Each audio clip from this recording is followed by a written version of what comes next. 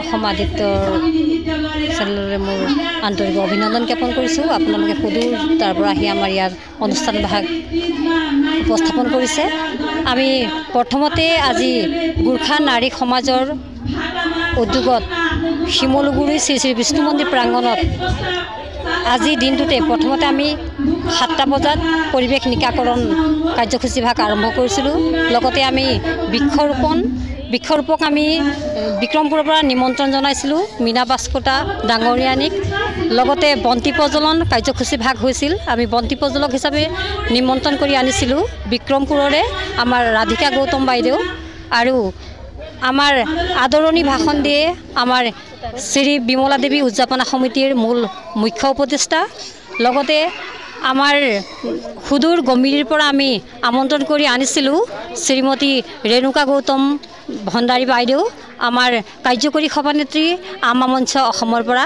তেনেকৈ আমাৰ গীত নৃত্য বিভিন্ন ধৰণৰ এখনি আমাৰ নাটকো ইয়াত উপস্থাপন হ'ব। লগতে মাৰুনী নৃত্য, সংগীত নৃত্য, আমাৰ গোৰ্খাসকলৰ বিভিন্ন ধৰণৰ লোকবাদ্যৰ দ্বাৰা আজিৰ আমাৰ এই অনুষ্ঠান সফল হৈছে বুলি আমি ভাবিছোঁ। চন্দ্ৰপুৰ কোকচাবাৰী গাঁৱৰ আতিথ্যত আজি যি তীজ উৎসৱ হৈ আছে, আচলতে আমাৰ তীজ উৎসৱ কালি পৰহি সমাপ্ত হৈছে আৰু এইটো মঞ্চস্থ হৈ আছে আজি ভাদ্ৰ শুক্লপক্ষ দ্বিতীয় তিথিৰ দিনাৰ পৰা আৰম্ভ হৈ পঞ্চমী তিথিলৈকে এই উৎসৱ পালন কৰা হয়।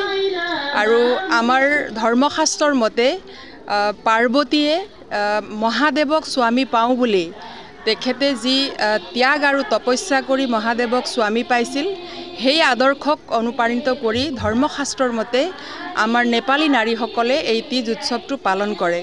হৰিতালিকা ব্ৰত বুলিও কোৱা হয়। হৰি মানে হ'ল হৰণ কৰি, তালিকা মানে হ'ল বান্ধৱী। বান্ধৱীয়ে হৰণ কৰি লৈ এটা গুফাত পাৰ্বতীক তপস্যা কৰাই যি ব্ৰত পালন কৰাইছিল, সেয়াই হৰিতালিকা ব্ৰত।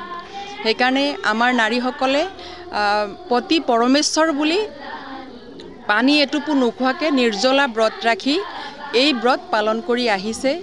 আৰু আমাৰ ঋষি পঞ্চমীৰ দিনা, পঞ্চমী যিটো আমাৰ ব্ৰত হয়, আমাৰ সামূহিকভাৱে নদীত গৈ পঞ্চতন্ত্ৰক লৈ আমি গা ধুব লাগে।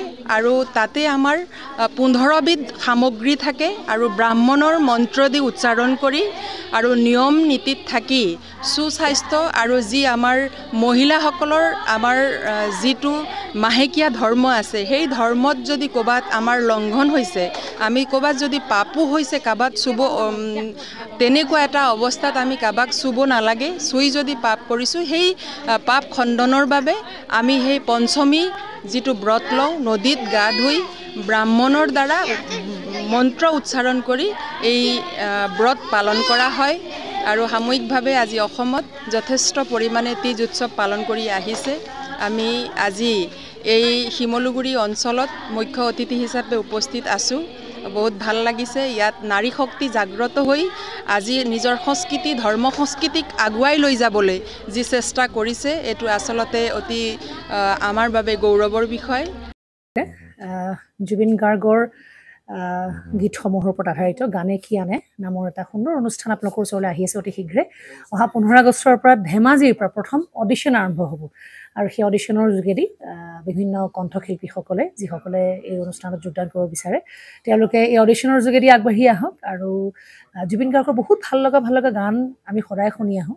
আৰু আপোনালোকৰ যদি ভাল লগা গান থাকে, জুবিন গাৰ্গৰ আপোনালোকে গাই ভাল পায়, তেন্তে অডিশ্যনত যোগদান কৰক। মোৰ ফালৰ পৰা আন্তৰিক শুভকামনা থাকিল এই সম্পূৰ্ণ অনুষ্ঠানটোলৈ। ধন্যবাদ।